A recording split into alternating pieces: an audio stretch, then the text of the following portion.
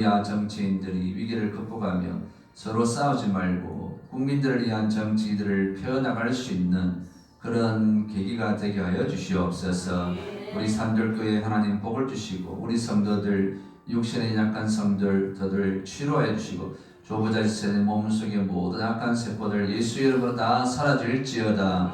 우리 이정길 집사님 발목 약한 부분들 예수 이름으로 치료될지어다. 우리 박금수 집사님 허리에 약한 부분들 예수님의 이름으로 완전히 회복될지어다. 이 자리에 아버지 자리에 참석한 모든 성도님들 주님 약한 부분들 육신의 약한 부분들 예수 보혈의 능력으로 완전히 회복될 수 있는 그런 역사가 일어나게 하여 주옵소서. 오늘도 아버지 하나님 1:1 양육 말씀으로 우리가 더욱더 굳게 세워지는 그런 시간 되게 하여 주시옵소서. 예수님의 이름으로 기도합니다. 아멘. 봅시다.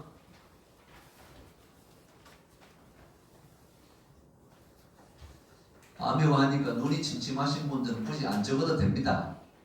네, 그냥 뭐 들으셔도 되거든요. 굳이 안 적으셔도 듣기만 들어도 여러분 너무 따라 적는다고 너무 힘들어하지 마시고 듣기만 들으셔도 되니까. 우리 집사님으로 임명되시는 분들 또 작년에 집사님 임명받으신 분들은 이 성경에 대한 아주 중요한 기본 진리의 말씀들이 쭉 말씀을 하는 거니까 설교 듣는 것처럼 잘 듣기만 하셔도 충분히 이해되는 내용입니다. 우리 일가에 있죠. 하나님 그리고 인간. 일가를 하면서 한 가지 보충으로 말씀드릴게. 자, 우리가 천국과 지옥을 가게 되면 우리 육체는 사람이 썩어서 흙으로 가잖아요. 그렇죠. 그 다음에 그 영혼이 우리가 천국과 지옥으로 간다고 말씀드렸잖아요. 그런데요, 자, 예수님이 재림을 하시게 되면 조금 다릅니다. 제 쉽게 설명해 신학자들이 이야기하기를 예수님이 재림하시면 죽은 육체들이 어떻게 됩니까? 다 부활하거든요. 부활해서 천국에 있는 영혼들, 지옥의 영혼들과 합체가 됩니다. 합체가 돼서 어떤 상태가 되느냐? 이건 성경 학자들의 견해들이 우리 장로교에서 받아들이는 견해는 이제 새 하늘과 새 땅이 펼쳐집니다. 그래서 제가 설교 중에도 말씀드렸지만 우리 눈에 보이는 이 세상도 완전히 불에 타서 다 없어지고 불에 다 녹아져서 없어졌어요. 이 땅이 모든 것이 완전히 새롭게 바뀌는 거예요. 그래서 어떤 성경학자들은 이제 이 땅에 눈에 보이는 세상이 완전히 없어지면서 새로운 이제 사막에 샘이 넘쳐 흐르고 독사근에 손을 넘고 물지 않는 이런 아름다운 에덴 동산 같은 세상이 이 땅 위에도 도래할 것이다. 천국뿐만 아니라 여호와의 정인이 강조하는 내용들이 그런 내용들이 부분적으로 있는데 이제 성경에서 말하는 그러니까 우리는 새 하늘과 새 땅에서 우리 육신도 완전히 새로운 육신과 이제 영과 결합이 되었어. 그러니까 어떤 모습이냐? 예수님께서 부활하시고 난 이후에 있죠. 그 40일 동안 계셨던 모습이 있죠. 그 모습이 주님이 재림하실 때에 우리도 그런 모습이 될 것이다. 부활하셨지만 예수님도 드시기도 하셨거든요. 그래서 우리는 생명나무 실과도 먹고 또 먹을 것도 먹게 되는 정확하게 성경에 나온 것을 가지고 신학자들이 추측을 하지만 또 그때 돼봐야 압니다. 그래서 제가 말씀드린 것이 뭐냐면 분명히 예수님 재림하실 때는 우리 육체가 썩어진 육체가 다시 부활해서 영과 결합이 됩니다. 그렇죠? 근데 지금은 우리 육체가 썩어지잖아요. 그런 부분에 약간 차이가 있다는 거. 너무 깊이 들어가면 또 굉장히 복잡해지니까 그런 부분들을 이해를 하시면 될 것 같습니다. 그 다음에 이가를 봅시다. 이가. 자, 이가. 제목이 뭡니까? 우리의 구원자 예수 그리스도. 우리의 구원자 예수 그리스도. 우리는 예수 그리스도에 대해서 거기 같이 읽어볼까요? 우리는 예수 그리스도에 대하여 많이 들었다. 그러나 이에 대해서 되겠는가? 따라서 이번 시간에 예수 그리스도가 누구시며 어떤 일을 하셨는가에 대해 살펴보고자 한다. 지난 시간에 하나님이 인간을 창조하셨는데 인간이 타락했잖아요. 인간이 죄인이 되었다. 그 죄 때문에 지옥에 갈 수밖에 없다. 그런데 오늘 이가에서 지옥 가지 않게 하시는 유일한 방법으로 누구를 보내주셨다? 예수 그리스도를 보내주셨다. 예수 그리스도는 누구이신가? 첫째, 죄가 없으신 인간이십니다. 죄가 없으신 인간이시다. 예수님은 완전한 하나님이시기도 하고 또 완전한 인간이기도 하죠. 죄가 없으신 분이 되어야만 죄인들의 죄를 사해 주실 수 있다. 왜? 제가 지난 시간에 얘기했지만 우리는 태어나면서부터 어떤 죄를 가진다 했습니까? 원죄를 가지잖아요. 그렇잖아요? 그럼 예수님이 완전한 인간이신데 완전한 인간이면 예수님도 육체의 몸에서 태어나면 예수님 역시 원죄를 가지고 태어날 수밖에 없죠. 그렇기 때문에 죄를 가지고 있는 사람이 죄를 사할 수가 있을까요? 없는 거예요. 깨끗한 분이 오셔야만 우리 죄를 용서해 줄 수 있다. 그러니까 예수님은 죄가 없으신 분이시다. 예수님은 원죄도 없으시죠. 그래서 동정녀 마리아에게 태어났잖아요. 동정녀 마리아. 동정녀라는 것은 처녀라는 뜻이잖아요. 그래서 아주 영적으로 순수하다, 죄가 없다. 그것을 말하는 것입니다. 인간이 태어나는 이런 원리에 의해서 예수님이 이 땅에 오신 것이 아니다. 그 증거가 바로 동정녀 탄생이다. 그러니까 우리 사도신경에서도 동정녀 탄생에 대해 고백을 하잖아요. 그래서 이게 굉장히 중요한 거예요. 죄가 없으신 분이야만 죄를 사해 주실 수 있다 했습니다. 디모데전서 2장 5절 성경 구절 읽어볼까요? 하나님은 한 분이시고 하나님과 사람 사이에 중보자가 한 분이시니 곧 사람이신 그리스도 예수가 그 밑에 히브리서 4장 15절 모든 일에 우리와 똑같이 시험을 받으리는데 죄는 없으시니라. 예수님이 죄가 없죠. 원죄가 있고 지난 시간에 또 어떤 죄가 있다 했습니까? 자범죄, 자기 스스로 범하는 죄. 예수님은 자범죄도 없으신 분이시죠. 하나님이시니까 죄를 짓지 않으시겠죠. 근데 원죄도 없으신 이분이 자 우리 죄를 사해 주실 수 있다. 자 그렇습니다. 그래서 예수님께서 우리 죄가 없으신 그 예수님께서 우리를 위해서 뭘 하셨냐면 다 옆에다가 단어 써서 적어보세요. 속량, 속량, 속량. 이 단어가 또 비슷한 단어는 구속. 속량이라는 단어가 뭐냐면 한번 따라해 보실까요? 값을 지불하다.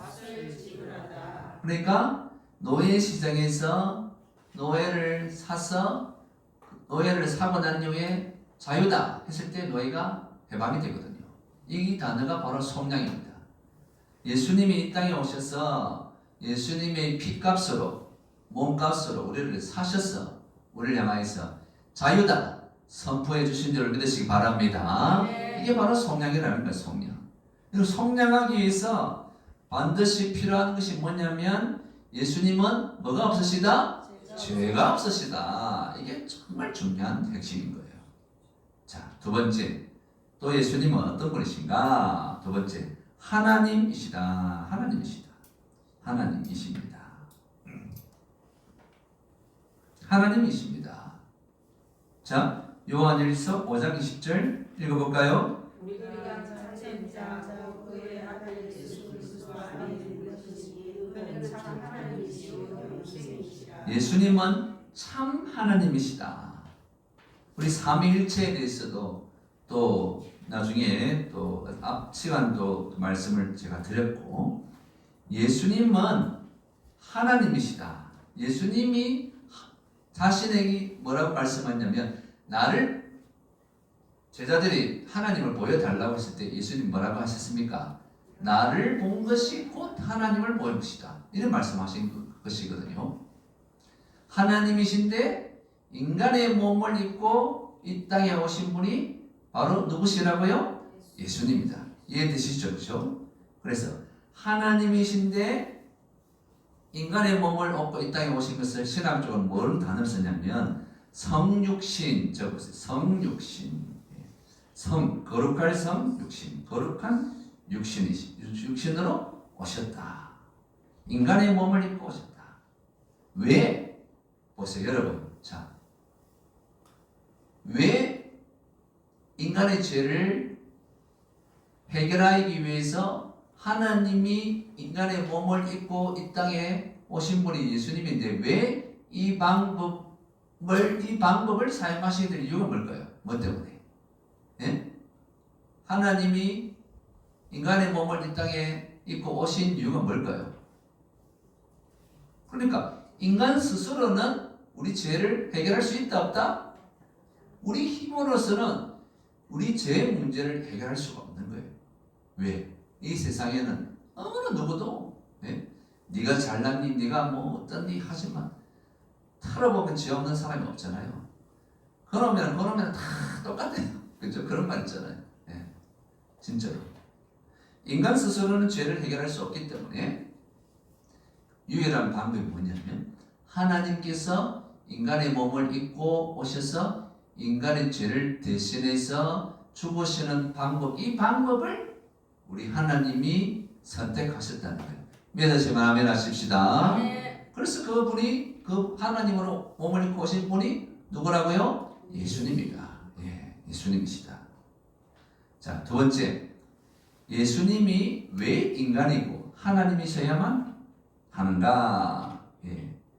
왜 인간이시고 하나님이셔야 하는가? 우리 죄를 대신하여 죽으시고 다시 살아나야 했기 때문이다. 근데 하나님이, 예수님은 참 하나님이시고 참 인간이시다. 근데 하나님은 죽을 수가 있습니까? 하나님은 영원토록 죽지 아니하시는 분이잖아요. 하나님이 죽는 것은 없어요. 영원부터 영원까지 하나님 자신에 대해서 나는 알파와 오메가다. 나는 처음과 나중이다. 하나님은 영원한 거예요. 하나님 영원하다. 그러니까 여러분, 인간이 되셔야만 어디에 십자가에서 죽었을 수 있잖아요. 하나님이 죽을 수가 없잖아요. 그러니까 인간의 몸을 입고 죽으셨는데 죽으실 뿐만 아니라 예수님은 어떻게 됐습니까? 3일 만에 다시 살아나셨다. 죽으시고 살아났다는 것은 하나님이 참 하나님이시다라는 것들을 예수님이 우리에게 보여주신 증거예요. 아멘 되십니까? 네. 그래서 우리에게는 부활이 너무나 중요하잖아요. 자, 그 다음에 세 번째, 예수 그리스도란 무슨 뜻인가? 우리가 예수 그리스도라 하잖아요. 이름 예수님, 예수 그리스도 하는데 예수라는 뜻은 영어는 지저스인데 예수라는 이름의 뜻은 뭐냐면 구원, 빈칸해졌어요. 구원. 우리 예수님 가잖아요, 그죠? 지저스, 영어로 지저스, 그것을 한글로 표현할 때 예수 이렇게 우리 한글 성경 표현 하죠. 구원이라는 뜻은 쉬운 말로 가로 열고 구조, 우리를 구조한다. 죄에서 우리를 구조해 주신다. 구원해 주신다. 10원 빼기 1원이 구원이 아니고 교회 가면 왜 구원밖에 안 주지? 이렇게 할머니가 물어보. 예수 믿으면 구원 받습니다. 그러니까 아이고 옛날에는 1원이 얼마나 귀한데 예수 믿으니까 구원도 주고 뭐 할머니는 그랬답니다. 우스갯소리로. 그 구원이 아닙니다. 10원 빼기 1원 구원이 죄에서 구조해 주셨다. 구원해 주셨다. 마태복음 1장 21절 읽어볼까요? 아들을 낳으리니.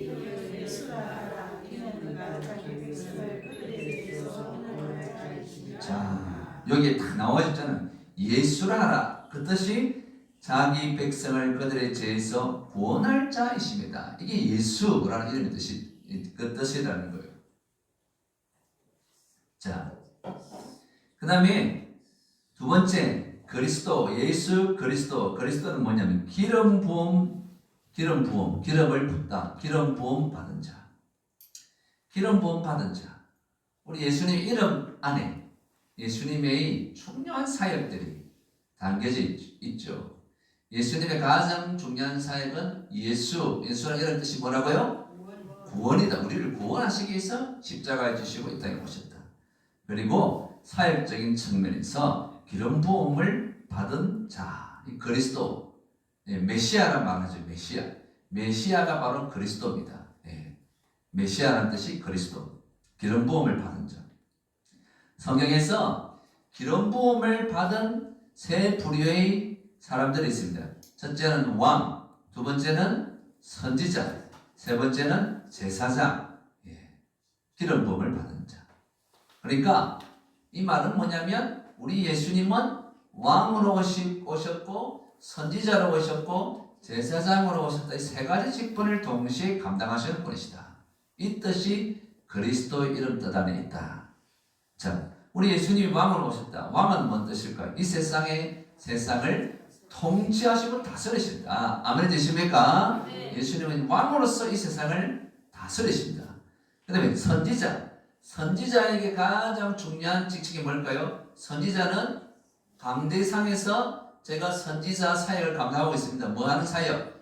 말씀을 선포하는 사역. 예수님은 이 땅에 오셔서 하나님의 생명의 말씀을 선포하셨잖아요. 그 다음에 제사장에서 가장 중요한 직분이 뭘까요? 제사하는데, 제사는 뭐 때문에 제사를 해요? 죄를 사하는 이 직무를 감당하는. 그리고 예수님이 우리 죄를 사하는 영원한 대제사장이셨다. 그러니까 왕으로 이 세상을 다스리시고 선지자, 말씀을 선포하시고 제사장으로서 죄를 사하는 직분을 가지셨다. 그러니까 예수 그리스도, 이 뭔 뜻인지 알겠죠? 그죠? 우리 또 집사님 되신 분들 알겠죠? 작년에 집사님 되신 분들 아시겠죠? 이 정도는 알면 뭐 어디 내놔도 성경에 대해서 확실하게 예수 그리스도. 자, 그 다음에 넘겨보세요. 8조 예수 그리스도의 사역. 예수 그리스도의 사역. 아니다, 맞나? 네, 맞죠, 그죠? 예수 그리스도의 사역. 1번 예수 그리스도의 생애는 어떠합니까? 자, 예수님의 생애가 어떤 삶을 사셨냐? 6가지 예수님이 사역하신 생애가 아주 태어나면서부터 재림까지 6가지 예수님 사역 중요합니다. 첫째는 예수님은 뭐로 잉태되어? 그래, 이제 그 정도는 아시겠죠? 성령으로 잉태되어 인간으로 태어나셨다. 성령으로 잉태되었다. 이 말이 뭐 때문에 동정녀 마리아에게서 성령으로 잉태되어야 될 이유가 뭐라 했습니까? 제가 조금 전에 죄가 가지면 안 되니까. 정상적인 부부 관계에서 임신을 하게 되면 태어나게 되면 원죄를 가지면 안 되잖아요. 그러니까 처녀가 잉태하여. 옛날에 뭐 처녀가 알을 낳아도 할 말이 있다, 뭐 그런 말이 옛날 사람 하는데, 성경은 처녀가 잉태하여 분명하게 할 말이 있죠. 성령으로 잉태된 것이다.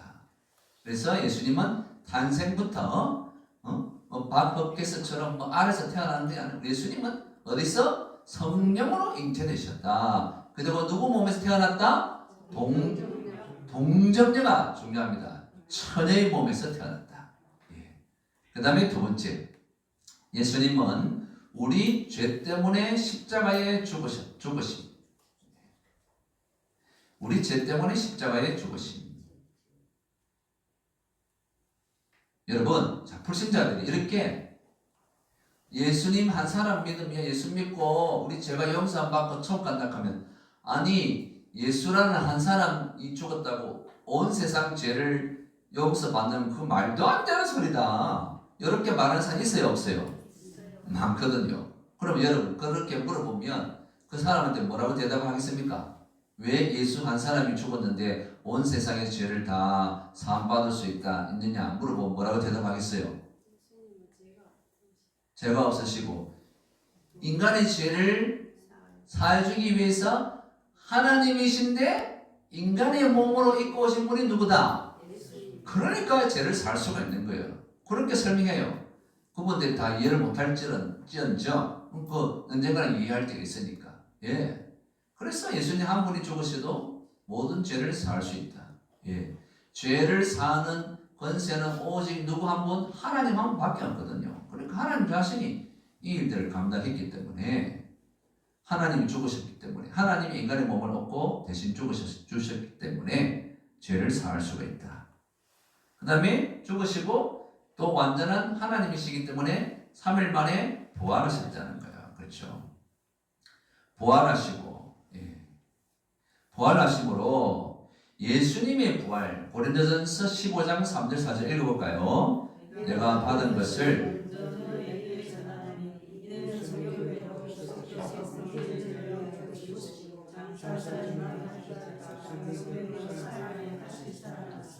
자, 부활, 예수님이 부활하셨다. 사망 권세를 깨뜨리시고 부활하셨다. 부활하셔야만 되는 가장 중요한 이유가 있어요. 왜 예수님이 부활하셔야 되느냐? 예수님은 성경에 보면 부활의 뭐라 했습니까? 첫 열매라 했다. 이 말이 뭐예요? 예수님이 부활하셨기 때문에 우리도 어떻게 된다? 크게 말해보세요. 우리도 부활한다. 할렐루야. 예수님이 부활하셨기 때문에 부활의 첫 열매로 우리에게 보여주신 거예요. 그래서 우리도 사망 권세를 깨뜨리고 다 부활하게 된다. 천국에서 영원토록, 예, 새하늘과 새 땅에서 영원토록 그렇게 살게 된다. 그러니까 우리도 부활한다는 것은 앞으로 우리는 죽음과 상관이 있다? 죽음과 상관이 없는 사람이다. 영생하게 된다. 옆에 부활로 인해서 우리는 영생하게 된다. 예, 영생하게 된다. 믿으시면 아멘 하십시다. 영생하게 된다. 네 번째, 부활 후에 40일 후에 성천하셨다. 성천 하늘 천국으로 올라가셨다. 네. 사도행전 1장 9절에 구름이 가리 그를 가리어 보이지 않게 하더라. 그 다음에 다섯 번째, 예수님 하나님 보좌 우편에 계신다. 하나님 보좌 우편에 계신다. 하나님 보좌 우편에 계시면서 주님이 하신 일들이 가장 큰 일이 뭐냐면 로마서 8장 34절 한번 읽어볼까요? 예, 하나님 우편 보좌에 계시면서 우리를 위해서 간구하신다. 중보기도 하신다. 중보기도 적었습니다. 중보기도 하신다. 우리를 위해서 기도하시는 분이라는 거예요. 우편 보좌에 계시면서 모든 것을 다 예수님이 다 살펴보시고, 예? 우리가 오늘도 나라를 위기에 당한 나라를 위해서 기도했는데 하나님 예수님이 다 보고 계시죠. 이 대한민국 사정을 다 보고 계시는 거예요. 예수님이 친히 통치하시고 이 나라를 바르게 세워가시고 다 그 일들 하시는 거예요. 그 다음에 6번 다시 오신다. 이것을 뭐라고 합니까? 재림. 예, 재림한다. 자, 종말이 이 세상이 끝이 난다. 세상이 끝난다. 그러면서 새하늘과 새 땅이 신천지에서 말하는 신천지가 우리 눈앞에 다 펼쳐지는 거예요. 우리 눈에 보이는 이 지구의 이 세상도 완전히 새로운 세상으로 변화가 된다. 성경에 많은 부분이 이사야나 이런 부분이 예언되어 있으니까. 자, 두 번째 질문 한번 읽어볼까요? 우리의 죄를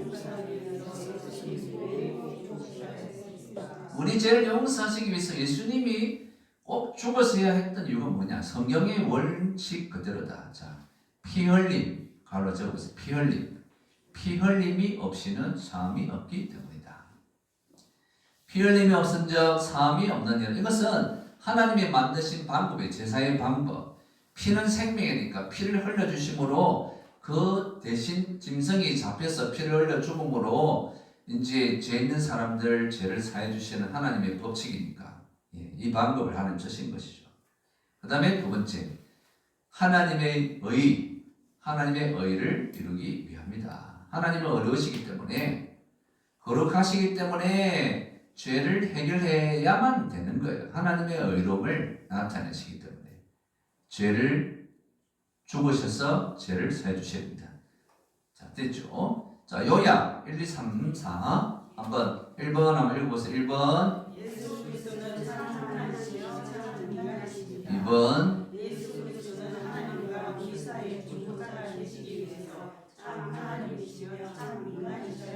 3번 예수 그리스도는 인간의 죄 때문에 십자가에 죽으시고 사흘 만에 부활하시고 하늘로 성천하셨어. 하나님 편에 앉아 계시다 다시 오실 것이다. 4번 예수님이 십자가에 피 흘리시고 죽으시고 피 흘림이 없이는 제가 용서를 못 받고 또한 피 흘림을 통하여 하나님의 말씀을 드러내야 했기 때문입니다. 아멘. 자, 다음과 넘겨봅시다. 3가는 믿음으로 얻는 영생. 이제 세 가족들 1대1 하면 이제 한 주에 한 가지만 천천히 하셔도 됩니다. 그럼 뭐 충분히 한 20분 안에도 맞출 수 있고 또 내용에 따라 더 빨리 맞출 수도 있고 처음부터 너무 더 길게 하면 또 과거가 걸릴 수 있으니까 저도 이제 세 가족 등록하게 되면 1대1로 이제 붙들고 저희 아내도 그렇지만 우리 권사님들 장면도 이렇게 세 가족이 등록하면 이제 1대1 양육자 이름을 발표할 겁니다. 그러면 여러분들이 그분들과 시간을 내서 이렇게 양육을 해야만 믿음이 자랄 수 있으니까요.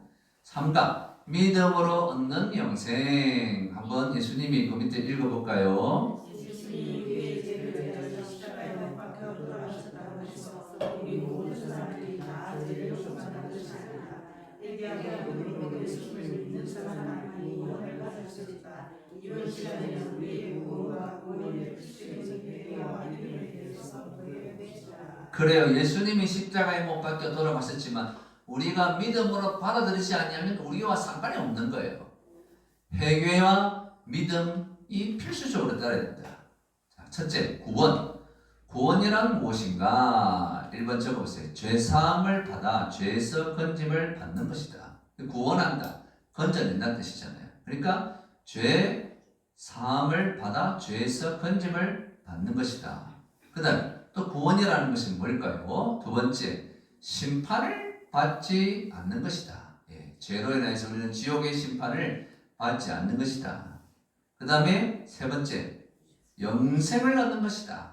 구원은 영생을 얻는 것이다. 요한복음 5장 24절 읽어볼까요? 내가 진실로 너에게 이르노니 내 말을 듣고 또 나를 보내신 이를 믿는 자는 영생을 얻었고 심판에 이르지 아니하나니 사망에서 생명으로 옮겨섰느니라. 아멘. 자, 구원이란 또 뭐냐? 네 번째, 천국 가는 것이다. 낙원에 가는 것이다. 요가복음에서 낙원이라죠. 낙원, 가로에서 천국 가는 것이다. 구원받는 것은 천국 가는 것이다. 자, 다섯 번째, 구원이 뭐냐? 하나님의 자녀가 된다. 하나님의 자녀가 된다. 요한복음 1장 12절 읽어볼까요? 영접하는 자 곧 그 이름을 믿는 자들에게는 하나님의 자녀가 되는 권세를 주셨으니. 아멘. 자, 구원이란 뭔가? 자, 보세요. 1번 죄사함을 받는 것이다. 심판을 받지 않고 영생을 얻는 것이다. 천국 가는 것이다. 하나님의 자녀가 되는 것이다. 이 구원받은 사람이 5가지 특징. 다 아시겠죠? 한번 책을 보지 마시고 지금 바로 외워볼까요? 죄사함 받은 구원이란 뭡니까? 죄사함을 받는 것이다. 심판을 받지 않고 영생을 얻는 것이다. 천국 가는 것이다. 하나님의 자녀가 되는 것이다. 이게 구원받은 사람이 증거라는 거예요. 5가지. 얼마나 놀라운 겁니까? 그 다음에 두 번째, 회개. 믿음에서는 참 믿음을 가진 사람은 반드시 회개하게 된다. 회개가 없으면 그 사람 진짜 믿음을 가진 사람이 아니다. 회개란 무엇이며 어떤 결과를 가져오는가? 회개란, 그러니까 적어볼까요? 자신의 죄를 뉘우치고 슬퍼하며 죄로부터 떠남, 죄로부터 해방, 죄로부터 해방, 떠난다, 해방된다, 똑같은 것입니다. 죄로부터 해방과 마음을 돌이키는 것이다. 마음을 돌이키는 것이다. 회개가 뭔지 알겠죠? 회개는 자신의 죄를 뉘우치고 슬퍼하며 죄로부터 떠나고 해방되고 마음을 돌이키는 것이다. 마음을 돌이키지 않고 행동을 돌이키지 않는 그것은 진정으로 회개합니다 말할 수가 없죠. 자, 그래서 죄로부터 떠남과 마음 또 가로해가지고 행동, 행동, 마음과 행동까지 이어져 행동을 돌이키는 것이다. 행동까지 나아가야 되겠죠. 행동을 돌이키는 것이다. 이게 바로 회개라는 것입니다. 그 다음에 두 번째, 회개는 죄 사함에 이르게 된다. 죄 사함. 사도행전 2장 38절 읽어볼까요? 너희가 회개하여 각각 예수 그리스도의 이름으로 세례를 받고 죄 사함을 받으라. 회개하게 되면 회개하는 자에게 죄 사함의 은혜가 임하게 되는 거예요. 구원받는 사람 회개가 필수적으로 따라와야 되죠. 세 번째, 믿음. 믿음의 정의가 뭘까? 믿음이란 무엇인가? 1번, 예수님과 그분의 말씀을 마음으로 믿고 예수님을 나의 구세주와 주님으로 내 마음에 받아들이는 것이다. 마음에 말씀을 믿고 예수님을 나의 주님으로 받아들이는 것이다. 이 자리에 계신 분들은 내 마음속에 예수님을 받아들이고 있습니까? 네. 예수님을 받아들였더니 이게 바로 영접이라는 단어가 요한복음 1장 12절 영접하는 자, 영접을 한다. 예수님을 내 마음에 받아들인다. 그게 바로 믿음이에요. 믿음을 가진 사람은 말씀을 마음으로 믿고 예수님을 내 마음에 받아들이는 것이다. 두 번째, 믿음이 또 뭘까요? 마음뿐만 아니라 어디가 또 작용이 되는 예수님이 나의 구세주와 주님 되심을 뭐로 신한다? 입으로 신해야 된다. 입으로. 마음으로 믿으면 안 돼요. 마음으로는 네 사랑하는 줄 알지. 그렇게 해가지고는 나를 사랑하는 줄 모르잖아요. 입으로 고백을 해야 되잖아요. 자, 로마서 10장 9절 읽어볼까요? 내가 만일 내 입으로 예수를 주로 시인하며 또 하나님께서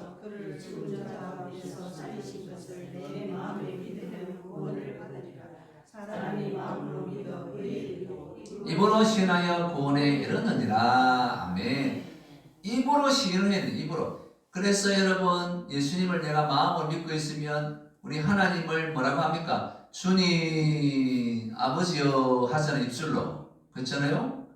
입으로 자꾸 고백을 해야만 참 나의 주님이 되는 것이고, 이들 전도도 있잖아요. 전도를 하게 되면 믿음이 쑥 살아있는 뭐냐면 내 입술로 다른 사람들에게 예수님 믿고 천국 갑니다. 예수님 믿고 하나님 복을 받습니다. 이렇게 막 입으로 고백을 자꾸 하게 되잖아요. 그게 내 믿음으로 막 자라게 되는 거예요. 그러니까 초신자들도 전도를 많이 하게 되면 믿음이 완전히 진짜 하나님의 살아계신 들을 체험을 많이 하게 된다. 이 전도하는 거. 그 다음에 또 믿음이 뭐냐? 하나님의 말씀대로 행하는 것이다. 믿음은 말로만 사랑한다 하면 무슨 속이 있습니까? 불쌍한 사람을 보면 내 호주머니를 털어서 나누어주고 싶고, 이게 진짜 믿음의 행동이 아니겠습니까? 그렇잖아요. 하나님을 사랑한다 하면서 내 물질들을 아낌없이 들을 수 있는 그 믿음까지 이어지는 것이잖아요. 하나님을 사랑한다 하면서 나에게 있는 것 들으지 못하고 내 몸을 들으지 못하는 것, 그게 참 믿음이 아닌 거예요. 입만 번지르한 입술의 고백만 멈춰서는 안 된다. 야고보서 2장 26절 읽어볼까요? 영은 없는 몸이 죽은 것 같이 행함이 없는 믿음은 죽은 것이니라. 행함이 있어야만 참 믿음의 모습들이 나타난다. 신앙이 성숙하면서 교회를 더 봉사하게 되고 하나님께 물질을 구별되어 드리게 되고 또 사랑을 실천하고 전도로 행하고, 이런 행함이 있을 때 믿음이 자라는 것이지, 입술로만 하나님 믿는다 하면 그 믿음은 계속 시간이 지나면 자라는 것이 아니라 퇴보할 수밖에 없어요. 그러니까 행동으로 옮겨야 된다. 그 다음에 네 번째, 믿음은 하나님만을 전적으로 의지하고 모든 것을 하나님께 맡기는 것이다. 시편 37편 5절의 말씀 읽어볼까요? 내 길을 여호와께 맡기라. 그를 의지하면 그가 이루시고. 이 진짜 여러분, 믿음이 자라가면서 우리는 사람을 보고 세상을 볼 때에 실망하지만 우리는 믿음이라는 것은 뭐냐? 이 네 번째 중요하죠. 이게 이제 진짜 믿음의 대상부가 되는지 별표를 해놓으세요. 별표. 예? 믿음이 참 믿음 뭐냐? 사람을 보지 않고 누구를? 하나님만을 전적으로 의지하는 사람이 참 믿음의 사람인 줄 믿습니다. 그래요. 절대 흔들리지 않죠. 사람은 실망할 수 있고 넘어질 수 있고 그렇잖아요. 그리고 여러분 이 세상을 돌아가는 걸 볼 때 뉴스도 보기 싫고 그렇잖아요. 절망할 수밖에 없는 일들이 너무 많잖아요. 그럴수록 이 세상을 보지 않고 사람들이 하는 것을 보지 않고 우리는 하나님만을 전적으로 의지하고 모든 것을 하나님께 맡기는 사람이 진짜 믿음의 사람들 믿으시기 바랍니다. 여기서 이제 믿음의 절정에 도달하는 거예요. 아멘 되시죠? 예. 하나님만을 전적으로 의지한다. 예? 사람 보지 말고 주변의 환경 보지 말고 하나님 한 분만을 바라보며 믿음 생활하야만 믿음이 자라지. 믿음 생활하다가 사람 보다가는 딱 아이고야 우리 저 전도하러 나가면 그렇게 예수 믿다가 낙심한 사람들 많아요. 너무 많더라고 진짜. 어제도 만나고 아래도 만나고 아이고야 진짜 옛날에 이렇게까지 낙심한 사람이 많지 않네. 그분들 이야기 들어보면 교회가 뭐 분쟁을 해서 또 낙심해서 찢어짐을 보면서 믿음 생활 그만두고 사람 때문에 상처를 받아서 예수 믿는 사람 때문에 사기를 당해서 상처받고 또 뭐 어떤 할아버지는 아이고야 그 화장실인데 거기서 저 아내랑 둘이서 욕을 하든지 뭐 며느리 가는 교회 며느리가 목사 말만 듣지 뭐 하면서 며느리랑 아들이 완전히 그러면서 뭐 그 목사님 욕을 막 어이구야 그 사람들 많은 데서 있잖아요. 소리가 쩌렁쩌렁 울리면서 그 욕을 한 바가지 우리 두 사람이 다 들으면 제가 미안하다고 하면서 그러니까 그 마음을 충분히 이해는 되죠. 그러니까 이렇게 사람들을 바라보고 낙심하며 교회를 빠지는 사람이 진짜 많습니다. 보니까 너무 많아요. 제가 얘기했지만 전도대도 올렸지만 어떤 장로님인데 어떤 제가 교회 이름 말을 안 하겠습니다. 야 장로까지 한 사람이 교회 분쟁으로 있어서 교회를 안 나간 지 10년이 됐다. 10년. 예. 너무 내가 놀랐습니다. 놀랐어. 직업도 아주 번거로운 좋은 직업인데. 그래서 이게 결론 진짜 참 믿음은 절대 여러분 신앙생활 할 때에 목사도 보지 말고 장로도 보지 말고 거저도 보지 말고 집사도 보지 말고 남편도 보지 말고 아내도 믿지 말고 남편도 너무 믿지 말고 하나님만 믿고 의지하시기 바랍니다. 그러면 이런 믿음 생활에서 낙심이 안 되는 거예요. 이게 뭐 정말 진리인 것 같아요. 이 결론의 말씀이에요. 믿음이라는 게. 자, 요약 읽고 마칩시다. 구원은 우리가 제사함받고 새 생명을 얻고 결국 영원한 천국에서 주님과 함께 사는 것을 말합니다. 우리의 죄를 회개하고 예수님을 믿음으로 구원을 얻을 수 있습니다. 아멘. 오늘 여기까지 하고 우리가 더욱더 믿음이 굳게 설 수 있도록 오늘 말씀 붙들고 자유롭게 기도하시고 또 따라가시도록 하겠습니다. 주의 이름으로 기도합시다. 주여, 하나님 믿음 생활